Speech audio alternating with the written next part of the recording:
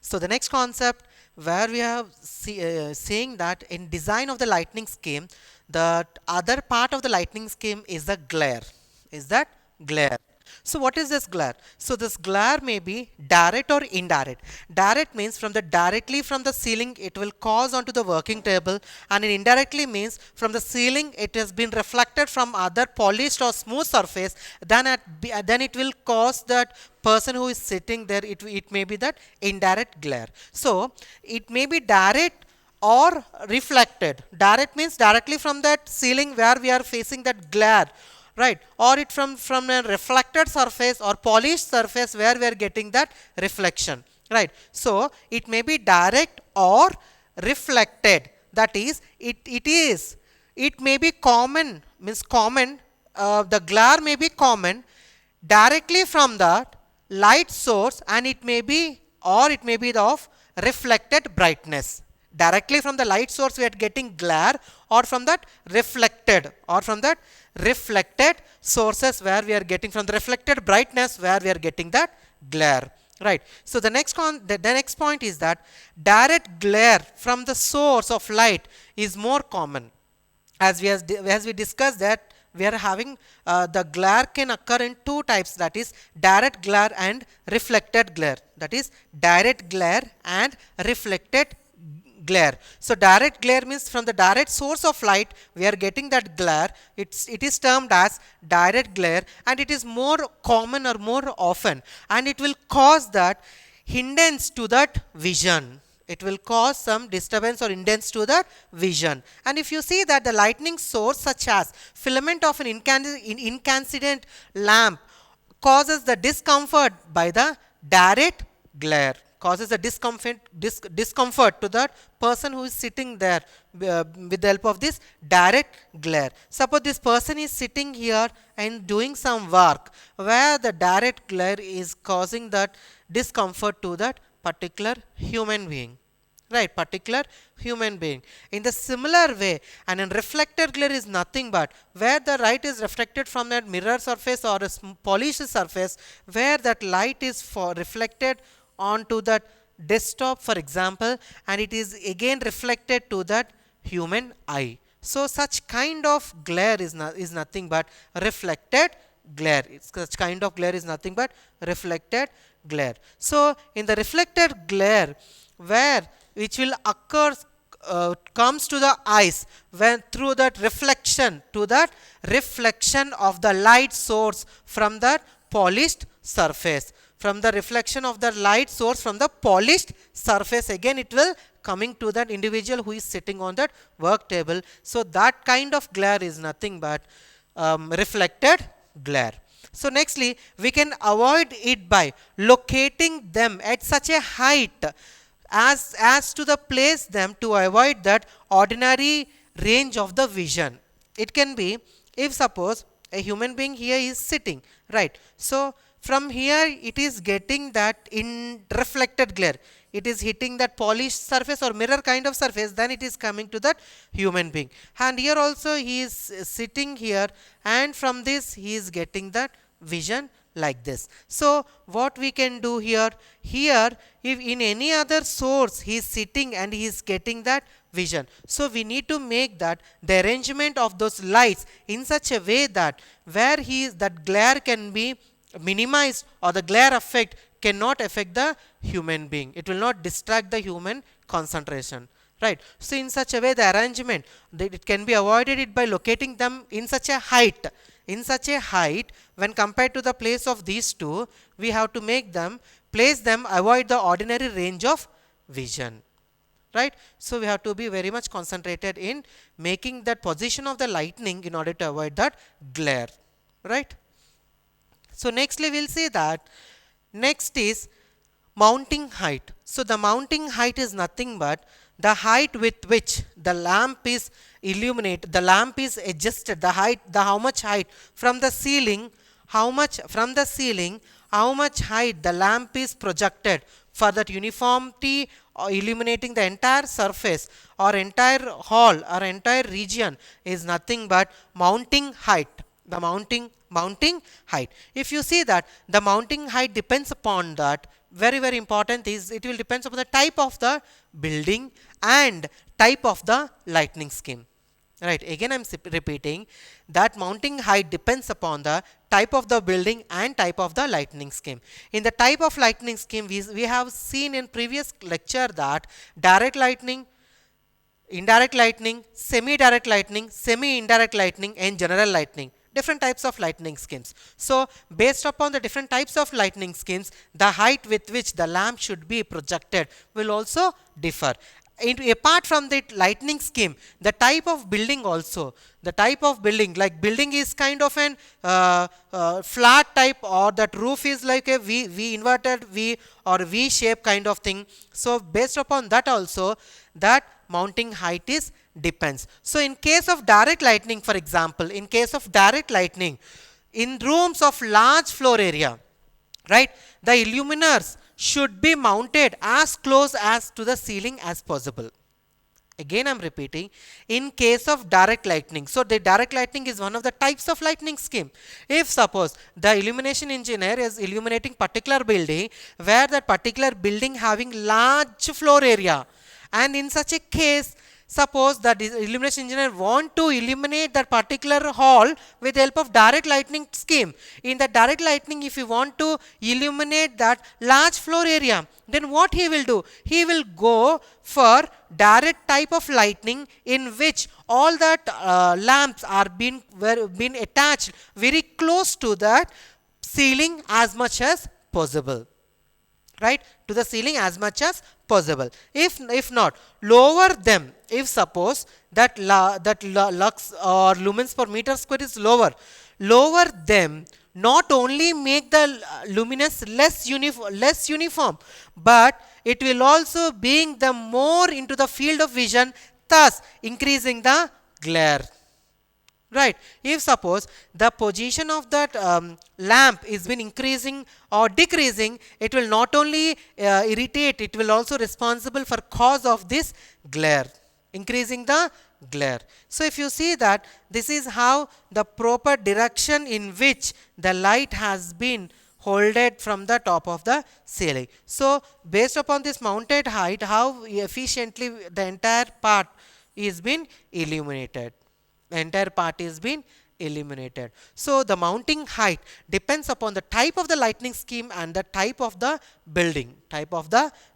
So nextly, if you see that one example here, we have seen direct lightning. Next we will see that in indirect lightning, what is happening to this mounting height. So in the case of indirect or semi-direct lightning, right, in case of indirect or semi-direct lightning, what is, suppose before going to that, this indirect is also one type of lightning scheme. What we have studied that more than 90% of the light has been focused onto the top of the ceiling. The light is been projected onto the top of the ceiling. More than 90% of that flux is been, we are throwing that light to that upward, means to the ceiling. So that is nothing but indirect lightning scheme. In semi-indirect lightning, 60 to 90% of the light we are throwing to that ceiling, right? 60 to 90% of the light we are throwing to that ceiling. That is semi-indirect lightning. So in case of indirect or semi-indirect lightning, it will be, would of course been desirable to suspect that luminaires far enough down from that ceiling, right? Far enough down. From the ceiling, it should be far enough, so that in order to give reasonable uniform illumination on that ceiling. In direct lightning, what we are doing that we are fixing that lightning up as much as close to the ceiling. But in an indirect lightning, where we are making lightning scheme as much far to that ceiling, we are making that arrangement. Suppose this is the ceiling, this is the lamp. In direct lightning, what we are doing, we are making that lamp as much close to the ceiling. But in indirect lightning, we are mounting that lamp far away from that ceiling. So that is what, if you see that, this is how that we are projecting the indirect lightning, and we are throwing the light to that ceiling. We are throwing the light to the ceiling. To the ceiling we are throwing that light. So this is an example for indirect lightning, and this is an example for semi-indirect lightning. Semi-indirect lightning. Right. This is how we are making that height of that lamp or height of the lightning source is also affecting the in design of the lightning schemes, or it is also placing a major role in that lightning scheme. Nextly, we will see that space of that luminaires. What we are saying, that spacing of the luminaires. The spacing of the luminaires is nothing but how much distance should be maintained from one lightning source to that another lightning source.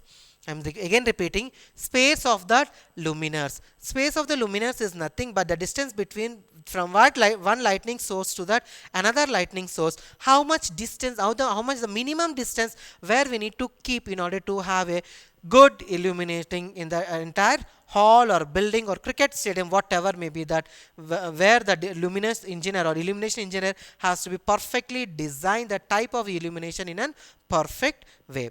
So here also the correct spacing, because there is a spacing of that lamp to lamp, the correct spacing is of a great importance and to provide a uniform illumination over the whole area of the total hall or the building. Because based upon that uniform, how we want to have, suppose we are having one hall of certain dimension, we need to illuminate the hall uniformly, entire corner of the room. So that what we need to go? We need to go for uniformity in the illumination. Uniformity illumination means the distance from one lamp to how much another lamp, what is the minimum distance we need to keep in order to get that uniformity in that illumination. That is nothing but the factor, we are calling it as spacing of that luminaires. Spacing of the luminaires. So the correct spacing is a great importance to provide that uniform illumination over the entire area. Otherwise what will happen? It may cause dark areas, and which is often found when that it is fitting in the back or corner places where we are not going to get good lights. We are not getting any proper or sufficient light in a dark in order to identify the particular object based upon its color or size, right? So next thing is that, or next feature in this spacing of luminaires is that in the case of direct and semi-direct luminaires, in the case of direct and indirect luminaires, the ratio of that horizontal spacing between the rows, the ratio of that horizontal spacing between the rows, right, to the height of the luminaires, to the height of the luminaires, lamp 1, lamp 2 and lamp 3. And again I am repeating that in case of direct or semi-direct luminaires, that ratio of that horizontal spacing, this is the horizontal spacing between the two rows to the height of that, lamp, to the height of that lamp or luminaires above the working plane, this is the working plane, for example, above the working plane depends to quite an extent on that candle power distribution curve of the luminaire. This depends upon the candle power distribution of the luminaire. It is nothing but the spacing of the luminaires is always depends upon that type of the lightning scheme and distance between two lamps. That is the ratio where we are defining. That means what we have seen that we are saying that in a direct lightning and indirect lightning. So the direct lightning is nothing but more than 90% of the light where we are throwing to that working plane, For example, this is a ceiling part. Where is that I am arranging my lamp like this. So in a direct type of lightning, more than 90% of the light or lux or lumen per meter square where we are throwing down to that working plane, throwing to that working plane. Or in the case of a semi-direct, what we are saying, similarly the illumination between the 60 to 90% of the light we are throwing to the working plane. That is semi-direct. In a direct illumination or direct type of illumination, what we are doing? More than 90% of the light where we are throwing to that working plane. In an semi-direct luminars, 60 to 90% of the light we are throwing down to that working plane. So when we are throwing down to that working plane, suppose here the person is sitting here. Here the person is sitting here. So in a direct lightning or semi-direct lightning, we are throwing the total lumens or lux or lumens per meter square to that working plane. So the ratio between that horizontal space between the luminars to that height of the luminars means here one lamp is there. This is the total ceiling. Here again I am going for another lamp. Right. So like this, the horizontal distance from one lamp to another lamp to that mounted height of that lamp. So suppose this is the mounted height of the lamp. So the ratio between that horizontal between the two lamps and that height of the lamp, what it is? It should be above, which is above the working plane, depends to quite an extent to that candle power distribution curve of the luminars. So very important, the spacing of the illumination will plays a major role in which different types of luminars and the distance from one row to the another row where that lamp has been projected. Right. So nextly we will see that the color of the last important factor in types of or in a design of lightning scheme, the important factor is color of the surrounding wall. So the color of the surrounding wall will plays a crucial role. So color of the surrounding wall means, suppose in a room where the illumination engineer want to illuminate all that objects in and around him, what he will see that he will make the contrast to that wall of that particular hall before illumination. He has to take care what exact the original color of the wall before he is giving that illumination to the particular hall. So what it is, the illumination in any room obviously depends upon the light reflected from that walls and the ceilings. Very important. What we studied in a reflection principle. In a reflection principle, whatever the amount of heat will flow, whatever the amount of light will focus onto the smooth or mirror type, it will reflect.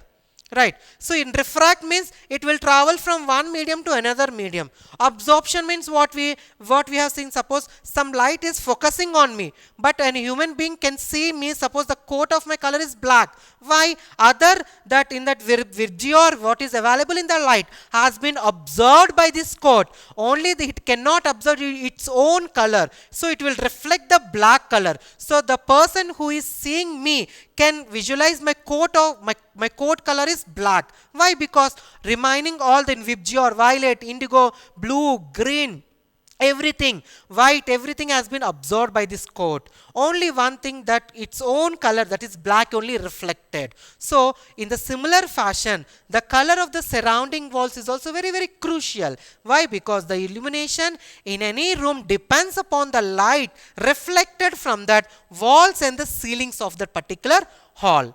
Right, walls and the ceilings of that particular hall. Nextly, white walls and ceiling reflect more light when compared to that colored ones. That is the reason normally everyone will go for light color walls and light color ceiling. Though the particular design engineer or illumination engineer will go for the walls of different colors, but ceiling maximum he will go for white color. That